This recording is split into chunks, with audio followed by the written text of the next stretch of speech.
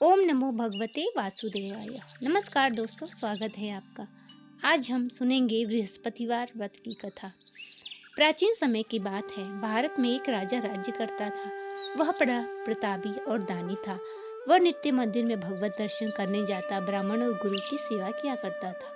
उसके द्वार से कोई भी याचक निराश होकर नहीं लौटता था। परंतु ये सब बातें उसकी रानी को अच्छी नहीं लगती थी। वह ना ही व्रत रखती और ना ही किसी देवता का पूजन करती।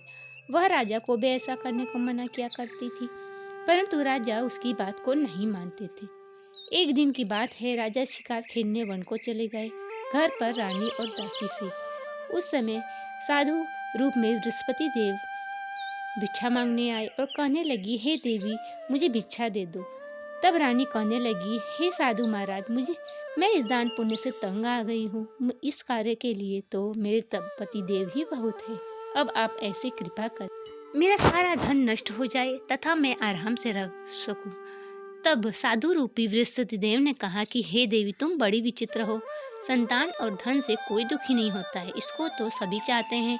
पापी और भी पुत्र और धन की इच्छा करता है। अगर तुम्हारे अधिक धन है तो भूखे मनुष्य को भोजन करवाओ, प्याऊ लगवाओ, ब्राह्मणों को दान दो, निर्धनों की कुंवारी कन्याओं का विवाह करो, धन को शुभ कार्यों में खर्च करो। इससे तुम्हारा काफी यश फैलेगा और स्वर्ग की भी प्राप्ति होगी। परंतु रानी साधु की इन बातों से खुश नहीं है। उसने कहा, हे साधु महाराज, मुझे ऐसी धन की आवश्यकता नहीं जिसको रखने संभालने में मेरा सारा समय नष्ट हो जाए। तब साधु ने कहा, हे देवी, मैं तुम्हें जैसे बताता हूँ तुम वैसा ही करना। अपने बृहस्पतिवार के दिन अपने केशों को पीली मिट्टी से धोना, केशों को धोते समय स्नान करना, पति से कहना हजामत करवाए, भोजन में मांस मदिरा खाना, अपने कपड़ा धोबी की यहाँ धुलने देना। ऐसा करने से तुम्हारा धन नष्ट हो जाएगा। यह सुनकर रानी ने इस प्रकार के कर्म करने प्रारंभ किए। कर्म करते हुए केवल 3 बृहस्पतिवार ही बीता था कि उनकी समस्त धन संपत्ति नष्ट हो गई और सांसारिक भोगों से दुखी रहने लगे। भोजन के लिए भी दोनों समय तरसने लगे। तब राजा कहने लगे, हे रानी, तुम यहाँ पर रहो, मैं दूसरे देश को जाता हूँ, क्योंकि यहाँ पर सभी मनुष्य मुझे जानते हैं, इसलिए मैं यहाँ कोई कार्य नहीं कर सकता। मैं परदेश जा रहा हूँ, वहाँ जाकर कोई काम धंधा करूँगा, शायद हमारे भाग्य बदल जाए। यह कह राजा परदेश चला गया। इधर दासी और रानी दुखी रहने लगी। किसी दिन भोजन मिलता, किसी दिन जल पीकर ही रह जाती। एक दिन 7 दिन बिना भोजन किए रानी और दासी को व्यतीत करना पड़ा। तो रानी कहने लगी, हे दासी, पास ही के नगर में मेरी बहन रहती है, वह बड़ी धनवान है, तो उसके पास जा और 5 सेर बीजर मांग कर ले आ। दासी रानी की बहन के घर गई। उस समय बृहस्पतिवार था। रानी की बहन पूजा कर रही थी, बृहस्पतिवार की कथा सुन रही थी। दासी ने रानी की बहन से कहा, हे रानी जी, मुझे आपकी बहन ने भेजा है, मुझे 5 सेर भेजर दे दो। परंतु रानी के बहन ने उसे कोई उत्तर नहीं दिया, क्योंकि उस समय वह बृहस्पतिवार की कथा सुन रही थी। जब रानी के बहन से उसे कोई उत्तर नहीं मिला तो बहुत दुखी हुई। अपने रानी के पास आकर बोली, हे रानी जी, आपकी बहन तो बहुत घमंडी है, वह छोटे लोगों से बात भी नहीं करती। मैंने उनसे कहा तो उसने कोई उत्तर नहीं दिया, मैं वापस चली आई। तब रानी कहने लगी, हे दासी, इसमें उसका कोई दोष नहीं है। जब बुरे दिन आते हैं तो कोई सहारा नहीं देता। अच्छे बुरे का पता विपत्ति में ही लगता है। जो ईश्वर की इच्छा होगी वही होगा। जब रानी की बहन की पूजा समाप्त हुई तो वह सोचने लगी कि मेरी बहन की दासी आई थी, परंतु मैं उससे नहीं बोली, इससे वह बहुत दुखी हुई होगी। इस प्रकार वह कथा समाप्त कर अपने बहन से मिलने आई और कहने लगी, हे बहन, तुम्हारी दासी गई थी, कहो क्यों गई थी? मैं उस समय बृहस्पति भगवान की कथा सुन रही थी, इसलिए मैं नहीं बोली। तब रानी की बहन कहने लगी कि हे बहन, वैसे तुमसे कोई बात छिपी नहीं है, इसलिए मैंने तुम्हारे पास दासी को 5 सेर बेझर लेने के लिए भेजा था। तब रानी कहने लगी कि हे रानी बहन, देखो तुम्हारे घर में अनाज रखा हो। इस प्रकार दासी घर के अंदर गई। उसे एक बड़ा घड़ा भेजर का भरा मिला। उसे बड़ी हैरानी हुई कि क्योंकि उसने एक एक बर्तन देख लिया था। तब उसने आकर रानी से कहा, हे रानी जी, वैसे हमको अन्न नहीं मिलता तो हम रोज़ ही व्रत किया करते हैं, अगर इनसे व्रत की विधि पूछ ली जाए तो हम भी किया करेंगे। इस प्रकार रानी ने अपनी बहन से व्रत के बारे में पूछा। तब रानी की बहन ने कहा कि तुम बृहस्पतिवार को सूर्योदय से स्नान करके भगवान विष्णु का पूजन करो। केले के वृक्ष में गुड़ और चना डालकर जल दो और कथा कहो। इस प्रकार करने से तुम्हारा दुख दूर होगा और धन यश सभी की प्राप्ति होगी। यह कह रानी की बहन अपने घर चली गई। अब अगला जब बृहस्पतिवार आया तो रानी ने व्रत रखा। गुड़ साल में जाकर गुड़ चना बीन लाई और केले के वृक्ष की जड़ का पूजन किया। उन्होंने व्रत रखा था, इस कारण भगवान प्रसन्न थे। वे सुंदर पीला भोजन लेकर साधु के रूप में प्रकट होकर कहने लगी कि हे दासी, यह भोजन और तुम्हारे और रानी के लिए है, तुम दोनों करना। भोजन पाकर दासी बड़ी खुश हुई और रानी से कहने लगी, रानी जी भोजन कर लो। भोजन आने के बारे में रानी को कुछ पता नहीं था। वह कहने लगी, जा तू ही भोजन कर, क्यों तू व्यर्थ में हमारी हंसी उड़ाती है। तब दासी कहने लगी कि वह साधु हम दोनों के लिए 2 थालों में भोजन दे गया है, मैं और आप साथ साथ भोजन करेंगे। दोनों ने भगवान को नमस्कार कर भोजन प्रारंभ किया। उसके बाद से वह बृहस्पतिवार को व्रत रखने लगी। बृहस्पति देव की कृपा से उनके पास धन हो गया और फिर रानी पहले की तरह आलस्य करने लगी। दासी कहने लगी, हे रानी जी, तुम पहले भी इस प्रकार आलस्य करती थी, तुमको धन को रखने में कष्ट होता था, इस कारण हमारा सारा धन नष्ट हो गया। अब तुम फिर आलस्य करती हो। तुम धन को शुभ कार्य में खर्च करो, प्याऊ लगवाओ, ब्राह्मणों को दान दो, कुंवारी कन्या का विवाह करवाओ, जिससे तुम्हारा कुल का यश बढ़ेगा और तुम्हारी स्वर्ग की प्राप्ति होगी। यह सुन रानी ने इस प्रकार कर्म करने प्रारंभ कर दिए। इससे उनका काफी यश फैलने लगा। अब रानी सोचने लगी कि राजा न जाने किस नशा में होंगे, उनकी कोई खोज खबर नहीं। रात्रि में उन्होंने प्रार्थना करके कहा, हे विष्णु जी बृहस्पति देव, मेरी पति की रक्षा करना। विष्णु जी ने उसकी प्रार्थना स्वीकार कर ली और राजा के सपने में जाके कहा कि हे लकड़हारे, तुम किस चिंता में हो। तब लकड़हारा ने कहा कि हे बृहस्पति देव, आपसे कोई बात छिपी नहीं है, मेरे पत्नी के गलती के कारण मुझे यह दुख भोगना पड़ा।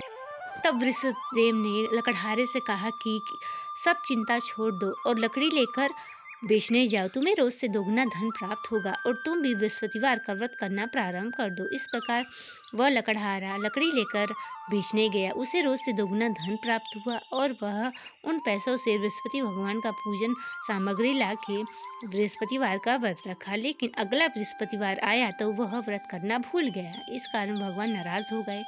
उसी दिन उस राज्य के राजा ने पूरे राज्य में घोषणा करवा दी कि कोई भी अपने यहाँ भोजन न बनवाए तथा अग्नि न जलाए। समस्त लोग मेरे यहाँ भोजन करने आए। जो इस आज्ञा को नहीं मानेगा उसको फांसी की सजा दी जाएगी। इस प्रकार लकड़हारा कुछ देर से पहुंचा। जब राजा लकड़हारे को भोजन करा रहे थे कि तो राजा की दृष्टि उस खूंटी पर पड़ी जिस पर उसका हार लटका हुआ था। हार खूंटी पर लटका दिखाई नहीं दिया। राजा को निश्चय हो गया कि लकड़हारे ने हार चुरा लिया। उसे जेल में डलवा दिया गया। लकड़हारा जब जेल में बंद हो गया तो विचार करने लगा, न जाने कौन से पूर्व जन्म के कर्म से मुझे यह दुख प्राप्त हुआ है। वह उसी साधु को याद करने लगा। तब ऋषिदेव उसी समय प्रकट हो गए। साधु के रूप में कहने लगे, अरे मूर्ख, तूने बृहस्पति देव की कथा नहीं कही, इस कारण तुम्हें यह दुख प्राप्त हुआ। अब अगले गुरुवार को तुम्हें जेल के द्वार पर 4 पैसे पड़े मिलेंगे, उनसे तू बृहस्पतिवार की कथा कहना और प्रसाद बांटना।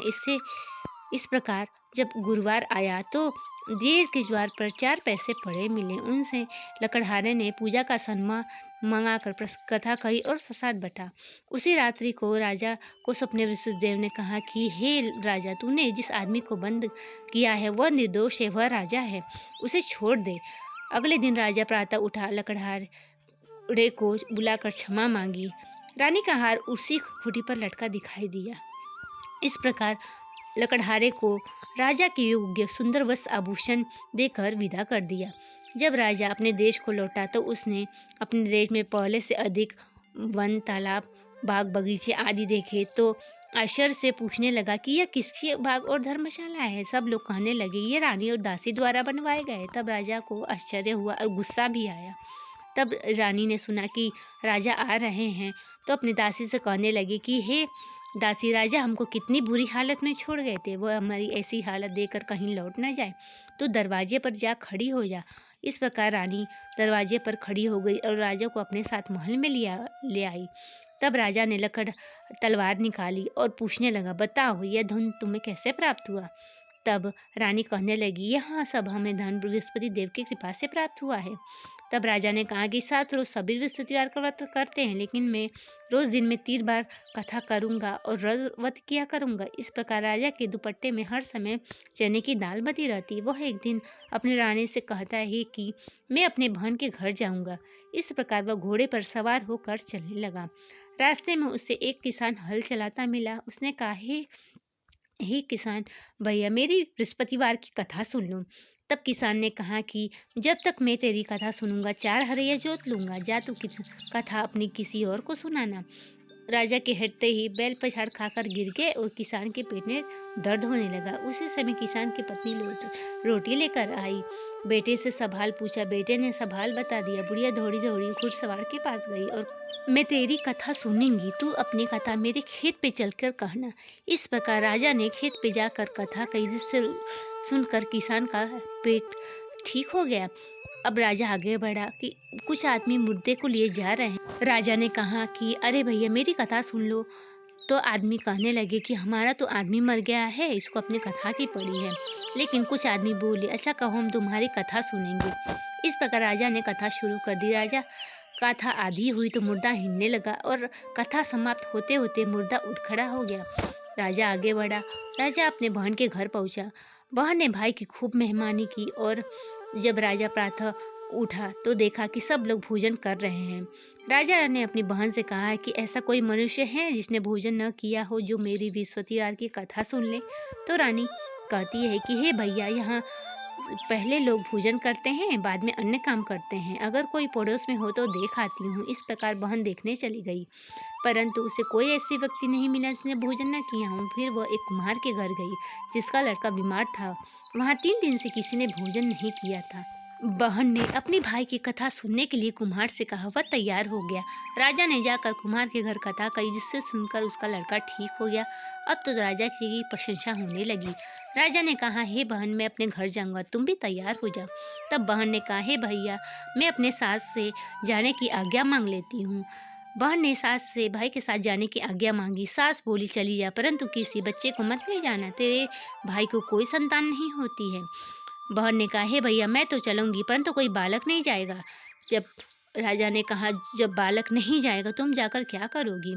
इस प्रकार दुखी मन वह अपने घर नगर को लौट आया और रानी से कहने लगा, हम निसंतान हैं, इसलिए कोई हमारे घर आना पसंद नहीं करता। तब रानी ने कहा, हमें बृहस्पति देव ने सब कुछ दिया है, वे हमें संतान भी अवश्य देंगे। उसी रात को बृहस्पति देव ने राजा को स्वप्न में कहा कि हे राजा, उठ, सभी शो त्याग दे, तेरी रानी गर्भवती है। 9वें महीने रानी के गर्भ से एक सुंदर पुत्र पैदा हुआ। इस प्रकार बहन भाई को बधाई देने आई। तब रानी कहने लगी, घोड़ा चढ़कर नहीं आई, गधा चढ़ी आई। इस प्रकार कहने पर राजा की बहन बोली, मैं इस प्रकार न कहती तो तुम्हें औलाद कैसे मिलती? बृहस्पति देव ऐसे ही हैं, जिसके मन में जो कामनाएं रहती हैं सभी को पूर्ण करते हैं। जो सच्चे मन से भगवान की पूजा करता है, कथा पढ़ता है और दूसरों को सुनाता है, उनकी सदैव बृहस्पति देव रक्षा करते हैं और हर इच्छाएं पूर्ण करते हैं। बोलो बृहस्पति महाराज की जय।